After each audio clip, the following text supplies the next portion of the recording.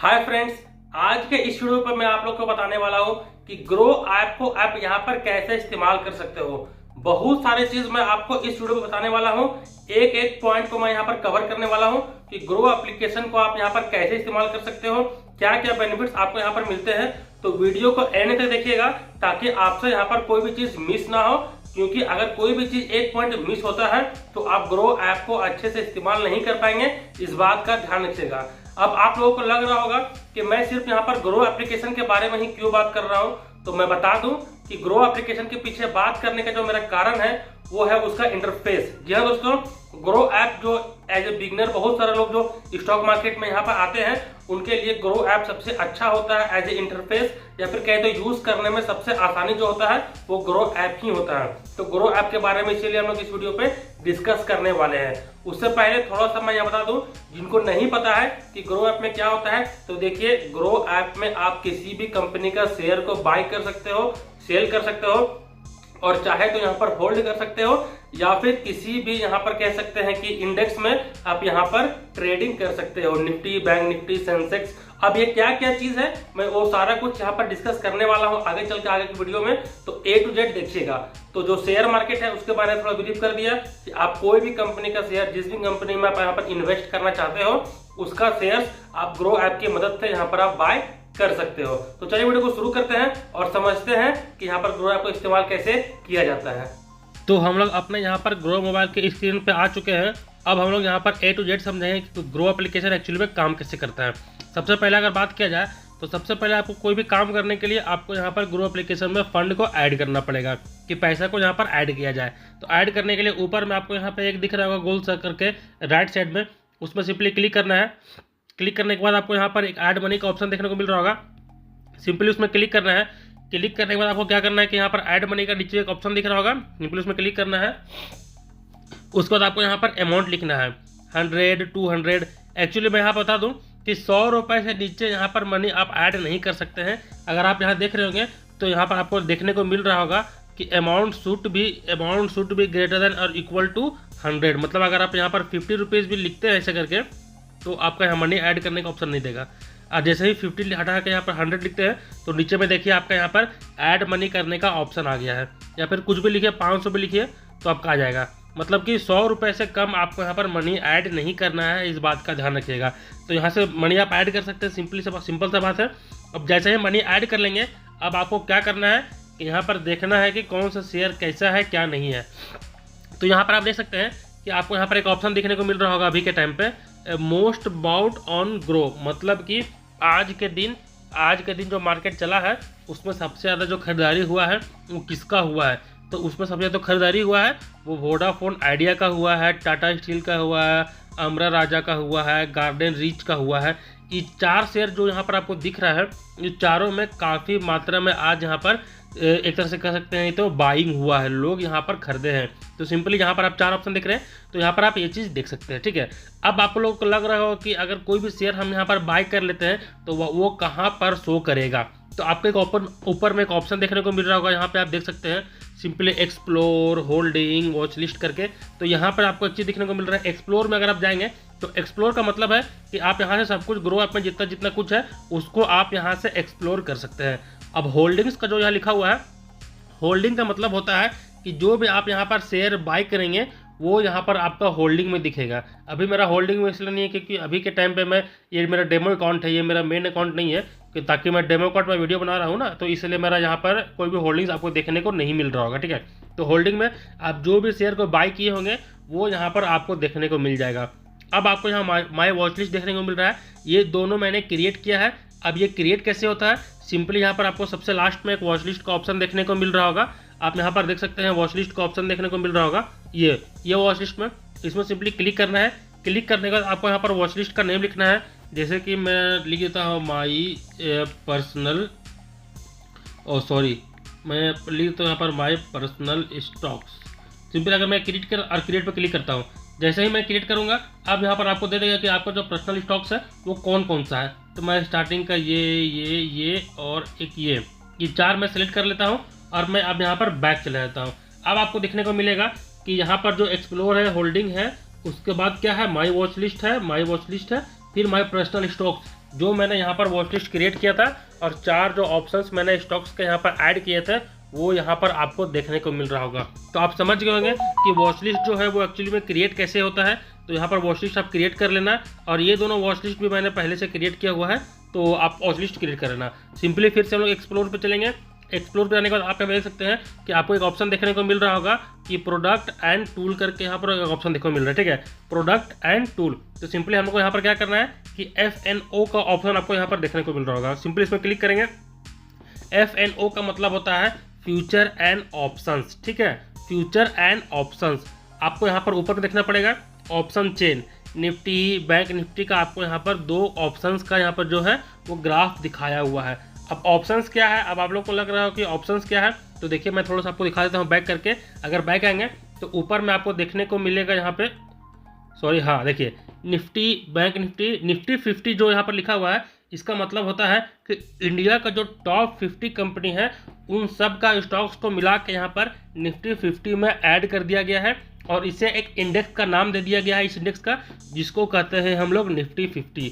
अब ये जो बैंक निफ्टी है, बैंक निफ्टी का मतलब क्या हुआ कि जो पूरा इंडिया का जो टॉप 30 बैंकिंग सेक्टर जो कंपनी है उन सबको एक ही में ऐड कर दिया गया है, उनका इंडेक्स बना दिया गया है, और उस इंडेक्स का नाम दे दिया गया है बैंक निफ्टी।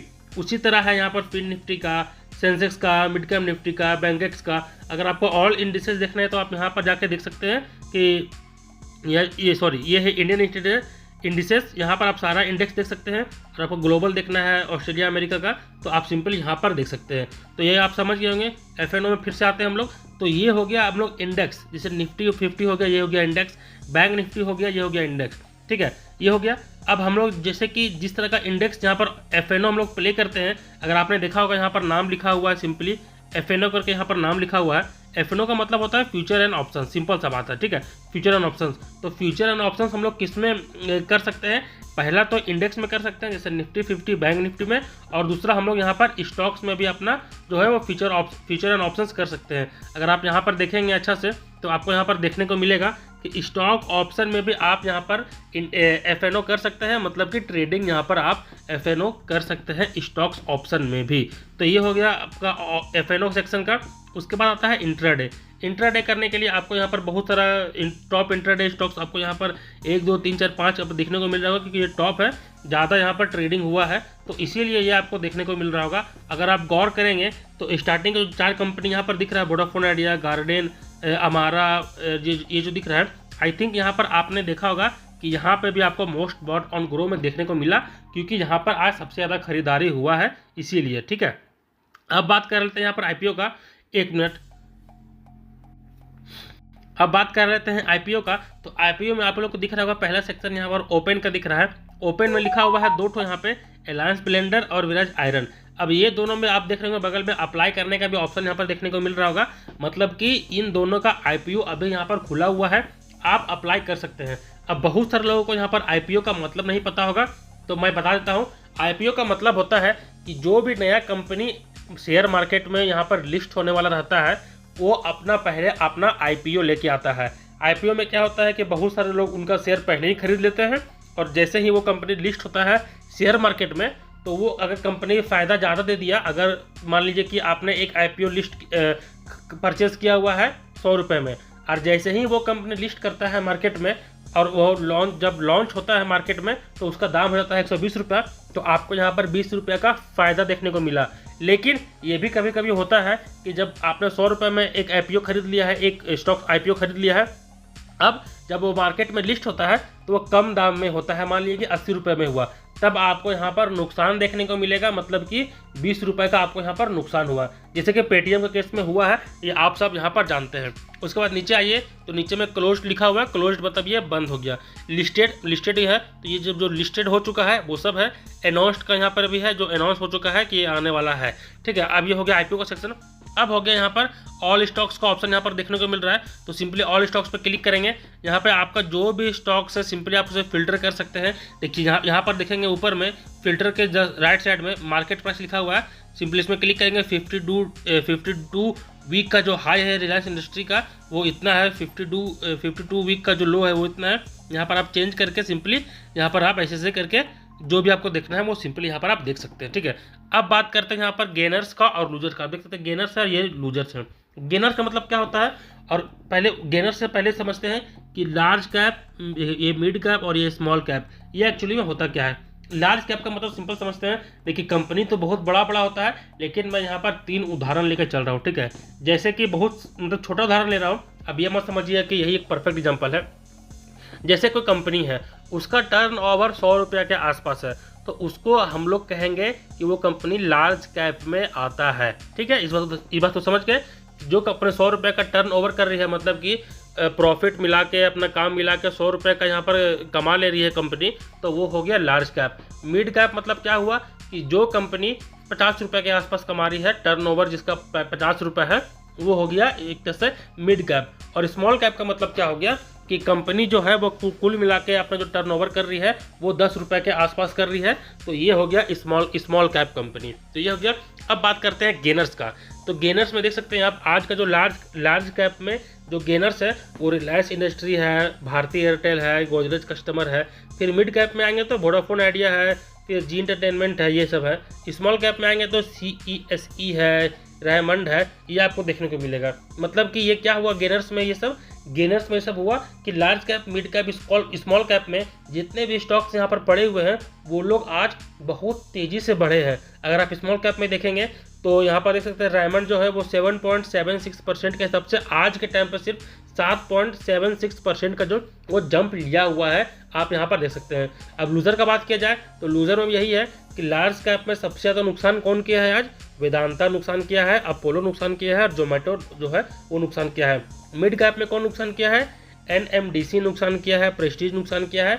और स्मॉल कैप में देखा जाए तो यहाँ पर उज्जीवन स्मॉल है, श्री रेणुका है, मल्टी कमोडिटी है। यहाँ पे बहुत सारे जो स्टॉक्स है वो यहाँ पर स्मॉल कैप में आज लूज़ किए हैं। मतलब कि अगर आप देखेंगे यहाँ पर रेणुका कहीं, श्री रेणुका का, तो लगभग वो 2% आज डाउन गया है। मतलब जितना भी स्टॉक्स का प्राइस है उसका, उससे ये 2% यहाँ पर डाउन गया हुआ है। अब आप बात थोड़ा सा समझ लेते हैं कि आपको अगर यहाँ पर अपना स्टॉक्स देखने को नहीं मिल रहा है तो आप अपना स्टॉक्स को यहाँ पर कैसे सर्च कर सकते हैं। सिंपली ऊपर में सर्च बार में जाएंगे और आपको जिस भी स्टॉक्स का लेना है, मान लीजिए कि अडानी का मेरे को लेना है, अडानी इंटरप्राइजेज, तो सिंपली हम यहाँ पे अडानी लिखेंगे और इंटरप्राइजेज यहाँ पे आ गया, सिंपली इसमें क्लिक करेंगे। अब हमको बाय करना है अगर अडानी इंटरप्राइजेज को, तो सिंपली बाय ऑप्शन पे क्लिक करेंगे और यहाँ पर जितना भी शेयर्स हम बाय करना चाहते हैं सिंपली बाय कर सकते हैं। मैं यहाँ पर कोई रिकमेंड नहीं कर रहा हूँ कि आपको ये बाय करना है, मैं इसी पे एग्जांपल दे रहा हूँ कि हाँ यहाँ पर आप ये ऐसे बाय करने का तरीका है। जैसे फिर से हमको एक सर्च करना है कि रेल विकास निगम, तो सिंपली हम यहाँ पर लिखेंगे रेल विकास निगम, इसे आ गया तो यहाँ पर क्लिक करेंगे। अब हमको इस शेयर को बाय करना है तो सिंपली बाय पे क्लिक करेंगे। बाय पे क्लिक करने के बाद यहाँ पर सिंपली हम लोग लिखेंगे कि कितना क्वांटिटी चाहिए, 1 चाहिए या फिर 2 चाहिए या फिर 3 चाहिए या फिर 10 क्वांटिटी लेना है, तो आपको उसी हिसाब से यहाँ पर देख सकते हैं। आप यहाँ पर रिक्वायर्ड बैलेंस जो आपका यहाँ पर लग रहा है वो आप यहाँ पर देख सकते हैं कि जो रिक्वायर्ड बैलेंस आपको यहाँ पर देखने को मिल रहा है तो ये यहाँ देखिए 4181 रुपये आपका यहाँ फंड में होना चाहिए। तब आप यहाँ ये जो रेल विकास निगम का 10 शेयर है वो आप यहाँ पर इजीली खरीद सकते हैं। तो आपको खरीदना है तो आप पैसे भी यहाँ पर खरीद सकते हैं। और एक चीज़ मैं यहाँ बता दूँ कि सिंपली अगर आप नीचे जाएंगे सबसे है ना नीचे, तो वहाँ पर देखने को मिलेगा आपको कि स्टॉक्स इन न्यूज़, मतलब कि कौन कौन से स्टॉक्स जो है वो न्यूज़ में है। यहाँ पर 3 दिख रहा है आपको, Vedanta, State Bank of India, Zee entertainment. Simply see mode पे क्लिक करेंगे, यहाँ पर क्लिक किए। अब आपको बहुत सारे स्टॉक्स देखने को मिलेंगे जो कि अभी के टाइम पे, करेंट टाइम पे यहाँ पर न्यूज़ पे चल रहे हैं।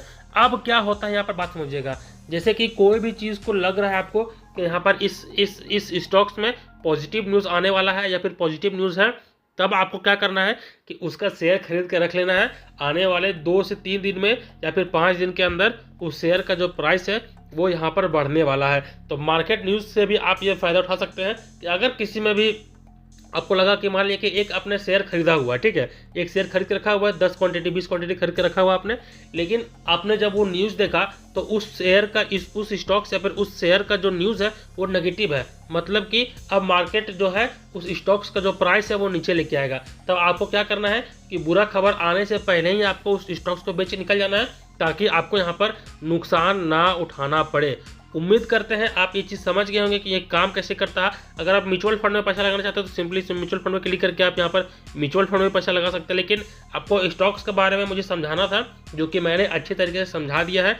उम्मीद करते हैं ये वीडियो में आप A to Z जो है वो ग्रो एप्लीकेशन के बारे में यहाँ पर समझ गए होंगे। तो उम्मीद है दोस्तों आपको यहाँ पर समझ में आ गया हो कि ग्रो ऐप का इस्तेमाल यहाँ पर कैसे आप कर सकते हैं। अगर वीडियो पसंद है वीडियो को लाइक कर दें, शेयर कर दें और चैनल पर नए हैं तो चैनल को सब्सक्राइब कर लें। अब मिलते हैं किसी और धमाकेदार वीडियो पे, तब तक के लिए जय हिंद जय भारत।